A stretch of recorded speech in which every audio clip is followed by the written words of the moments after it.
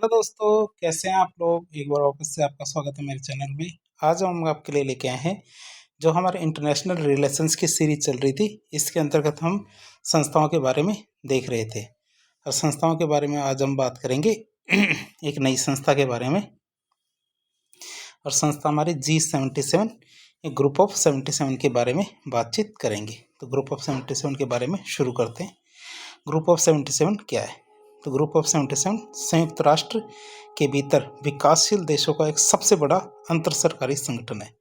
क्या है? विकासशील जो राष्ट्र है, तो विकासशील राष्ट्रों का सबसे बड़ा अंतर सरकारी संगठन है, जिसकी स्थापना 15 जून 1974 को संयुक्त राष्ट्र व्यापार और विकास सम्मेलन, जिसे अंकटाड भी कहते हैं, उसके पहले सत्र में हुई थी। इसकी स्थापना कब हुई? 15 जून 1964 को संयुक्त राष्ट्र व्यापार और विकास सम्मेलन अंकटाड के पहले सत्र में इसकी स्थापना हुई थी। तो आप देख सकते हैं मैप के अंदर इसको G77 कौन सी कंट्रीज होंगे, ये इसका लोगो है। बीच में आपने देखा होगा ये फूल पत्ती के बीच में। तो फूल पत्ती इसलिए क्यों? क्योंकि ये संयुक्त राष्ट्र की जो बैठक होती है हर साल, उसी के दौरान क्या इसकी बैठक भी होती है।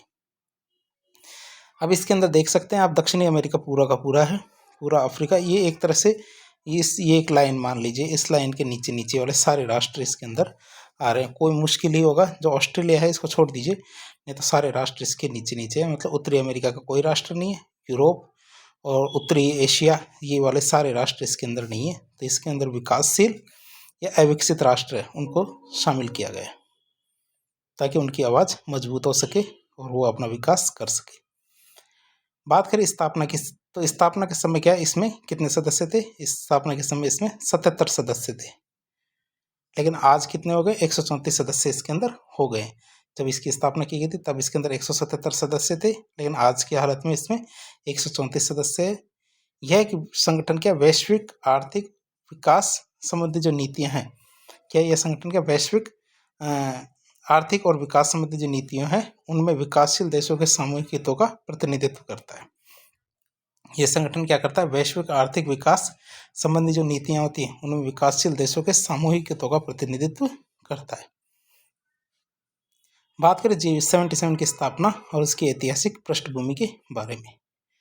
1960 के दशक में क्या होता है? 1960 के दशक में दुनिया के विकासशील देशों को आर्थिक, व्यापारिक और तकनीकी मुद्दों पर क्या 1960 के दशक में दुनिया के विकासशील देशों को आर्थिक, व्यापारिक और तकनीकी मुद्दों पर विकसित देशों के साथ उचित समझौता करने में दिक्कत हो रही थी। क्यों? क्योंकि जो विकसित राष्ट्र थे वो तवज्जो नहीं दे रहे थे, हमारे विकासशील और अविकसित राष्ट्र थे, इनको कोई भी तवज्जो नहीं देते थे। इसलिए 1964 में अंकटाड के पहले सत्र में 77 देशों ने एकजुट होकर एक समूह बनाया जिसे ग्रुप ऑफ 77 कहा गया। इसने क्या एक जॉइंट डिक्लेरेशन दिया, और वो जॉइंट डिक्लेरेशन क्या था? The joint declaration of the 77 developing countries नामक एक घोषणा पत्र जारी किया, जिसमें आर्थिक समानता, व्यापारिक लाभ और तकनीकी सहयोग की मांग की गई थी। बाद में इसमें और देश जुड़ते गए, लेकिन संगठन का नाम बदला नहीं, संगठन का नाम वही G77 ही रखा गया। अब बात करें G77 का मुख्य उद्देश्य क्या है। G77 का उद्देश्य की बात करें, G77 का मुख्य लक्ष्य विकासशील देशों के आर्थिक व्यापारिक हितों को एक मंच पे लाके संयुक्त राष्ट्र और अन्य जो वैश्विक संस्थान है उनमें अपनी स्थिति को मजबूत करना है। तो G77 का मुख्य लक्ष्य क्या है? विकासशील देशों के आर्थिक और व्यापारिक हितों को एक मंच पे लाकर संयुक्त राष्ट्र और अन्य जो वैश्विक संस्थान है उनमें अपनी स्थिति को मजबूत करना है। अब बात करें इनके प्रमुख उद्देश्यों की, तो इसके प्रमुख उद्देश्य कौन कौन से? पहला उद्देश्य है हमारा वैश्विक आर्थिक न्याय, मतलब विकसित देशों और विकासशील देशों के बीच में आर्थिक समानता को कम करना। आर्थिक असमानता है, इस असमानता को कम करना इसका पहला उद्देश्य है, ताकि वैश्विक आर्थिक न्याय मिल सके। दूसरा आता व्यापार में सुधार, मतलब विकासशील देशों के लिए अंतर्राष्ट्रीय व्यापार नियमों को सरल और अनुकूल बनाना। क्या? हमारे विकासशील देशों के लिए अंतर्राष्ट्रीय व्यापार नियमों को सरल और अनुकूल बनाना इसका दूसरा उद्देश्य। तीसरा वित्तीय सहयोग की बात करें, किसकी? वित्तीय सहयोग की बात करें तो विकासशील देशों को वित्तीय संसाधन उपलब्ध कराना और निवेश बढ़ाना। क्या? वित्तीय सहयोग की बात करें तो विकासशील देशों को वित्तीय संसाधन उपलब्ध कराना और निवेश को बढ़ाना इसका एक उद्देश्य है। फिर वैज्ञानिक और तकनीकी सहयोग की बात करें, क्या वैज्ञानिक और तकनीकी सहयोग की बात करें तो विकासशील देशों के बीच नवाचार और प्रौद्योगिकी का आदान प्रदान करना इसका चौथा उद्देश्य। पांचवा उद्देश्य हमारा संयुक्त राष्ट्र में एकता की बात करें तो विकासशील देशों की एक मजबूत और सामूहिक आवाज बनाना। क्या?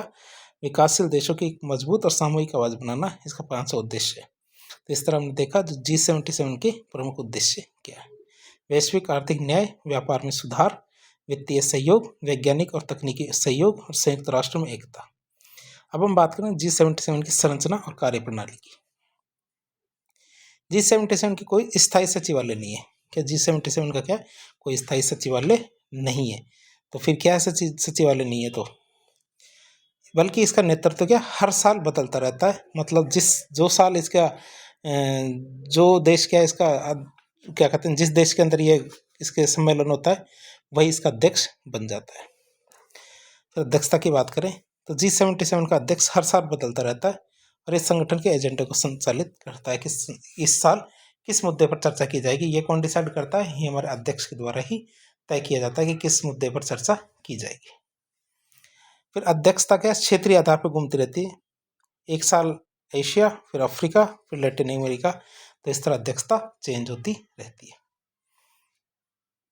अब बात करें हमारे G77 के प्रमुख निकाय और समितियों के बारे में। इसमें कौन कौन सी समितियाँ और कौन कौन सी इसकी बॉडीज है, निकाय। तो इसके प्रमुख निकाय समिति के बारे में बात करें तो एक तो इसकी जनरल असेंबली होती है, महासभा।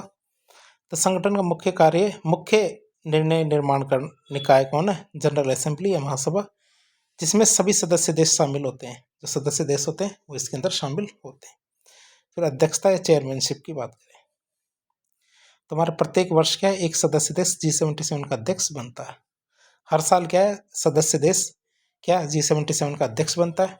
संयुक्त राष्ट्र में प्रतिनिधित्व की बात करें तो ये संयुक्त राष्ट्र की विभिन्न समितियों और वैश्विक सम्मेलनों में विकासशील देशों की आवाज बनता है। जो हमारा G77 है तो इसकी बात करें तो यह क्या है संयुक्त राष्ट्र की विभिन्न समितियों और विभिन्न सम्मेलनों में विकासशील देशों की आवाज बनता है। अब बात करें G77 के अंदर प्रमुख क्षेत्र कौन कौन से और उनकी कौन कौन सी गतिविधियां होती हैं, उनके बारे में बातचीत करें। पहला हमारा क्षेत्र आता है व्यापार और आर्थिक विकास। तो G77 ने अंकटाड के UNCTAD अंकटाड है तो अंकटाड के माध्यम से न्यू इंटरनेशनल इकोनॉमिक ऑर्डर की मांग की है। किसके माध्यम से? अंकटाड के माध्यम से G77 ने क्या किया है, हमारे न्यू इंटरनेशनल इकोनॉमिक ऑर्डर है इसकी मांग की है, जिसमें क्या व्यापार और निवेश में विकासशील देशों को अधिक अवसर दिए जाने की वकालत की। जो हमारे विकासशील देश है इनको क्या ज़्यादा अवसर मिलने चाहिए। किसके लिए? हमारे व्यापार और निवेश में। और ये विश्व व्यापार संगठन में हमारे विकासशील देशों के अधिकारों की रक्षा करता है। कौन? व्यापार और आर्थिक विकास। दूसरा क्षेत्र आता है हमारा वित्त और निवेश। वित्त और निवेश की बात करें हम तो G77 विश्व बैंक और अंतर्राष्ट्रीय मुद्रा कोष में सुधार लाने की वकालत करता है। G77 क्या कहता है कि हमारे विश्व बैंक और अंतर्राष्ट्रीय मुद्रा कोष है इसमें सुधार किया जाना चाहिए ताकि क्या विकासशील देशों को बेहतर वित्तीय सहयोग मिल सके, ताकि हमारे क्या विकासशील देशों को बेहतर वित्तीय सहयोग मिल सके। फिर दक्षिण दक्षिण सहयोग जो साउथ साउथ कोऑपरेशन है इसको बढ़ावा देना भी इसका कार्य है, जिससे क्या विकासशील देश आपस में व्यापार और निवेश को बढ़ा सके। जिससे क्या विकासशील देश आपस में व्यापार और निवेश को बढ़ा सके। तो ये हमारे दक्षिण दक्षिण सहयोग को बढ़ावा देना इसका कार्य है। तीसरा बात करें हमारे जलवायु परिवर्तन और सतत विकास की। कि जलवायु परिवर्तन और सतत विकास की बात करें तो G77 संयुक्त राष्ट्र जलवायु परिवर्तन फ्रेमवर्क कन्वेंशन जो हमारी UNFCCC है इसमें विकासशील देशों के लिए जलवायु वित्त और तकनीक सहयोग की मांग करता है। हमारे G77 क्या करता है, हमारे विकासशील देशों के लिए जलवायु वित्त और तकनीकी सहयोग की मांग करता है। फिर सतत विकास लक्ष्य मतलब सस्टेनेबल डेवलपमेंट गोल्स SDG है, इसके समर्थन में यह विकासशील देशों को वैश्विक निर्णय लेने की प्रक्रिया में मजबूत स्थिति दिलाने की मजबूत स्थिति में लाने की कोशिश करता है। तो देखें दोबारा से इसको, सतत विकास लक्ष्य हमारे सस्टेनेबल डेवलपमेंट गोल्स, इनके समर्थन में यह क्या है विकासशील देशों को वैश्विक निर्णय लेने की जो प्रक्रिया है उसमें मजबूत स्थिति दिलाने की कोशिश करता है। क्या G77। चौथा इसका क्षेत्र क्या है, हमारे विज्ञान और तकनीकी और नवाचार। इसकी बात करें तो G77 देशों के बीच तकनीकी और वैज्ञानिक सहयोग को बढ़ाने के लिए एक मंच प्रदान करता है। हमारे विकासशील और अविकसित देश है उन देशों के बीच में तकनीकी और वैज्ञानिक सहयोग बढ़ाने के लिए एक मंच प्रदान करता है। इसी तरह 2023 में क्यूबा में आयोजित हुआ था G77 प्लस चीन शिखर सम्मेलन, उसमें विज्ञान और नवाचार पर चर्चा की गई थी। किस पे? विज्ञान और नवाचार पर चर्चा हुई थी इसी सम्मेलन के दौरान। अब भारत की बात करें, भारत और G77 के क्या रिलेशन है? तो भारत क्या है? G77 का एक प्रमुख सदस्य और कई महत्वपूर्ण मुद्दों पर इसका नेतृत्व किया है भारत ने। जलवायु परिवर्तन वार्ताओं में भारत ने G77 की ओर से विकसित देशों से अधिक वित्तीय और तकनीकी सहयोग की मांग की है। कि जलवायु परिवर्तन की वार्ताओं की बात करें तो जलवायु परिवर्तन वार्ताओं में भारत ने G77 की ओर से विकसित देशों से अधिक वित्तीय और तकनीकी सहयोग की मांग की है। विश्व व्यापार संगठन मतलब WTO में भारत ने विकासशील देशों के व्यापारिक हितों की रक्षा के लिए, जो हमारे विकासशील देश है उनके व्यापारिक हितों की रक्षा के लिए G77 का नेतृत्व भी किया है। बात करें कोविड-19 महामारी के दौरान क्या हुआ? भारत ने G77 देशों के लिए वैक्सीन और चिकित्सा सहायता प्रदान करने की पहल भी की है। तो चिकित्सा सहायता और वैक्सीन है ये प्रदान करने के लिए बातचीत की किसने? हमारे भारत ने। फिर G77 और चीन की बात करें तो G77 प्लस चाइना, तो चीन आधिकारिक तौर पर G77 का सदस्य नहीं है, आप ये जानते हैं। और आपको जानना चाहिए क्या कि आधिकारिक तौर पर G77 का चीन सदस्य नहीं है, लेकिन यह 1990 के दशक से अपना सहयोग इसको करता रहा है, इसलिए अक्सर G77 प्लस चीन इसका नाम रख दिया जाता है। चीन क्या हमारे G77 को आर्थिक तकनीकी सहयोग प्रदान करता है और इसके क्या वैश्विक मंचों पर समर्थन भी करता है, इसका G77 का। बात करें G77 के हाल के प्रमुख सम्मेलन और बैठकों की। पहले ये हमारी एक बैठक हुई थी 2023 में, G77 प्लस चीन शिखर सम्मेलन, एक क्यूबा में हुई थी 15 से 16 सितंबर 2023 को। तो इसमें विज्ञान प्रौद्योगिकी और नवाचार पर ध्यान केंद्रित किया गया। किस पे? विज्ञान प्रौद्योगिकी और नवाचार पर ध्यान केंद्रित किया गया। फिर वैश्विक आर्थिक सुधारों में जो विकासशील देशों की भूमिका पर भी चर्चा हुई है, कि वैश्विक आर्थिक सुधारों में विकासशील देशों की भूमिका पर भी चर्चा हुई है। 2019 की जो 43वां G77 मंत्री स्तरीय सम्मेलन था जो संयुक्त राष्ट्र न्यूयॉर्क में हुआ था, तो उसमें व्यापार, निवेश और सतत विकास के लक्ष्यों को बढ़ावा देने के लिए कदम उठाए गए थे। तो ये तो कई बार क्या है, एक तो चीन से और फिर मंत्री स्तरीय बैठक ये तो होती रहती है। लेकिन अब बात करेंगे हमारी जो खास बैठकें हुई 4 बैठक हमारे G77 की, तो शिखर सम्मेलन उनकी बात करें तो G77 के ग्रुप ऑफ 77 की सभी शिखर बैठकों के बारे में बातचीत करें। G77 के निर्णय लेने वाली सबसे सर्वोच्च संस्था हमारी साउथ समिट्स, तो साउथ समिट्स हमारे सर्वोच्च संस्था है G77 की निर्णय लेने वाली। G77 अब तक 4 शिखर सम्मेलनों को आयोजित कर चुका है। G77 क्या है? अब तक 4 शिखर सम्मेलनों को आयोजित कर चुका है, जिनकी बैठकों का आयोजन UN महासभा की बैठकों के दौरान ही होता है। जब UN महासभा की बैठकें होती है उसी दौरान इसकी बैठकें भी होती है। बात करें G77 की, कि G77 के शिखर सम्मेलन हर दशक में मतलब हर 10 साल के अंदर एक बार आयोजित किए जाते हैं और विकासशील देशों के लिए वैश्विक मंच लाने और वैश्विक आर्थिक, सामाजिक, राजनीतिक मुद्दों पर चर्चा करने के लिए ये मीटिंगें होती हैं। 2023 का चौथा शिखर सम्मेलन विज्ञान और तकनीकी सहयोग पर केंद्रित था। 5वां हमारे 2030 के आसपास होने की संभावना है, लेकिन वो कब होगा ये पता चलेगा 2030 में कब। पहला शिखर सम्मेलन की बात करें तो हमारे 10 से 14 अप्रैल 2000 के बीच में हुआ था। कहाँ? हवाना, क्यूबा में। तो क्या बातचीत हुई इसके दौरान? विकासशील देशों की आर्थिक स्वतंत्रता को बढ़ावा मिलना चाहिए, पहली बात। दूसरी बात संयुक्त राष्ट्र सुधारों पर चर्चा हुई। तीसरी, व्यापार और वित्तीय असमानताओं को कम करने के लिए दक्षिण दक्षिण सहयोग को मजबूत करना। कि हमारे व्यापार और वित्तीय असमानताओं को कम करने के लिए दक्षिण दक्षिण सहयोग को मजबूत करना इसका तीसरा हमारा उद्देश्य था, एजेंडा था। तो इससे मीटिंग हुई है हमारी 2000 के अंदर हवाना, क्यूबा में। तो इसके परिणाम क्या है? परिणाम की बात करें, हवाना प्रोग्राम ऑफ एक्शन अपनाया गया इसमें, जिसमें व्यापार, तकनीकी सहयोग, सतत विकास पर बल दिया गया। क्या किया गया इसमें? हवाना प्रोग्राम ऑफ एक्शन अपनाया गया, जिसमें व्यापार, तकनीकी सहयोग और सतत विकास पर बल दिया गया। दूसरा सम्मेलन हमारा G77 शिखर सम्मेलन हुआ कब से कब तक? 12 से 16 जून 2005 के बीच में। क्या 12 से 16 जून 2005 के बीच में दूसरा शिखर सम्मेलन हुआ। ये कहाँ हुआ? हमारे कतर, दोहा में।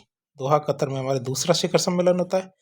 बात करें इसके मुख्य एजेंडे की, तो वैश्वीकरण के प्रभावों से निपटने के लिए विकासशील देशों के बीच सहयोग के लिए ये किया गया जो सम्मेलन है ये वैश्वीकरण के प्रभाव से निपटने के लिए और विकासशील देशों के बीच में अधिक सहयोग करने के लिए ये हमारा शिखर सम्मेलन किया जाता है। जलवायु परिवर्तन, व्यापार और गरीबी उन्मूलन पर इस पर चर्चा होती है। इस शिखर सम्मेलन के एक प्रमुख परिणाम क्या रहे? इसमें दोहा डिक्लेरेशन एंड एक प्लान ऑफ एक्शन जारी किया गया, जिसमें विकासशील देशों के लिए अंतर्राष्ट्रीय व्यापार में सुधार और संयुक्त राष्ट्र में अधिक प्रतिनिधित्व की मांग की गई। तीसरा शिखर सम्मेलन होता हमारे G77 शिखर सम्मेलन 14 से 16 जून 2014 में। क्या 14 से 16 जून 2014 में कहाँ? सांता क्रूज बोलिविया में। कहाँ पे? सांता क्रूज बोलिविया में तीसरा शिखर सम्मेलन होता है। तो इस शिखर सम्मेलन की बातचीत करें तो इसका मुख्य एजेंडा क्या था? नया विश्व आर्थिक क्रम, न्यू वर्ल्ड इकोनॉमिक ऑर्डर पर इसमें जोर दिया गया। जलवायु परिवर्तन, वित्तीय सुधार और गरीबी उन्मूलन इसके मुख्य एजेंडे के विषय थे। अब जो हमारा ये सांता क्रूज बोलिविया में सम्मेलन हुआ, इसके मुख्य परिणाम क्या रहे? सांता क्रूज डिक्लेरेशन अपनाया गया, जिसमें दक्षिण सहयोग को प्राथमिकता दी गई। फिर विकासशील देशों को तकनीकी वित्तीय संसाधनों तक अधिक पहुंच दिलाने की पहल भी की गई। क्या किया गया? विकासशील देशों को तकनीकी और वित्तीय संसाधनों तक अधिक पहुंच दिलाने की पहल की गई। बात करें हमारे चौथा शिखर सम्मेलन जो कब हुआ? 2023 में, हाल ही में चौथा शिखर सम्मेलन G77 का वर्ष की बात करें तो 15 से 16 सितंबर 2023 में हुआ था का हवाना, क्यूबा में वापस। क्या एजेंडा था? विज्ञान, प्रौद्योगिकी और नवाचार पर ध्यान केंद्रित करना, सतत विकास लक्ष्यों को तेजी से पाना। क्या सतत विकास लक्ष्य है ना हमारे SDG गोल्स, उनको तेजी से प्राप्ति करना इसका प्रमुख उद्देश्य था। अब इन जो सम्मेलन हुए, सम्मेलनों के क्या परिणाम आए? ये चौथा सम्मेलन का तो हवाना डिक्लेरेशन 2023 अपनाया गया, जिसमें हमारे विकासशील देशों के लिए नवाचार और प्रौद्योगिकी हस्तांतरण को प्राथमिकता देने की बात की गई।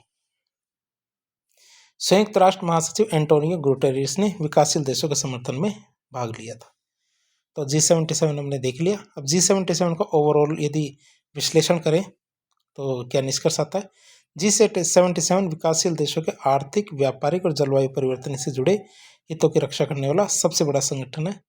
ये संयुक्त विश्व व्यापार संगठन, IMF, विश्व बैंक और अन्य जो अंतर्राष्ट्रीय संगठन है उनमें विकासशील देशों की सामूहिक आवाज को मजबूत करता है। भारत इस संगठन का महत्वपूर्ण हिस्सा है और इसकी नीतियों के निर्माण में सक्रिय भूमिका निभाता है। और G77 प्लस चीन पहल में से संगठन की वैश्विक स्थिति और भी प्रभाव बढ़ता है। यदि आपसे प्रश्न पूछ लिया जाए G77 है तो G77 के सामने सबसे बड़ी बाधाएं कौन कौन सी आती है, तो आप क्या बताएंगे? आपको इसके अंदर बताना है कि जैसे कई राष्ट्र है, जैसे चीन है, चीन तीसरी महाशक्ति के रूप में काम करता है, मतलब तीसरा सबसे बड़ी अर्थव्यवस्था के रूप में काम कर रहा है और जल्द ही वह 2030 तक आते आते वह दूसरी या फिर पहली सबसे बड़ी आर्थिक महाशक्ति बन जाएगा। चीन के द्वारा जो डेप्ट की नीति है, मतलब रणचाल की नीति है, उसमें अब G77 के काफ़ी सारे देशों को शामिल कर लिया गया है, जो धीरे धीरे जो चीन का प्रभाव जो हमारे G77 के देश है उन पर बढ़ने की कोशिश है। कई बार क्या जो बड़े बड़े देश है, जैसे ब्राज़ील है, भारत है और भी कई देश है, जैसे पाकिस्तान भी इसके अंदर शामिल है। तो इनमें देशों के बीच में क्या जो आपसी मतभेद है, कई बार तो क्या है कि वो जो साझा प्रयास है उसको हानि पहुंचाने का या फिर डिले करने का काम करते हैं। फिर कई देशों के बीच में आपसी मतभेद भी है, तो जिस वजह से एक साझा कार्य करने में काफ़ी ज़्यादा दिक्कतें आती है।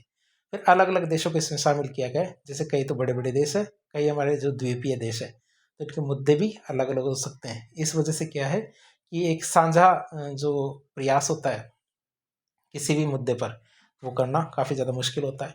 फिर इसके लिए जो फंड की बात आती है, तो फंड देने में कई तो राष्ट्र बिल्कुल अविकसित है और कई राष्ट्र क्या है बड़ी बड़ी जो आर्थिक महाशक्तियाँ हैं, तो उनमें फंड में काफ़ी ज़्यादा दिक्कत आती है।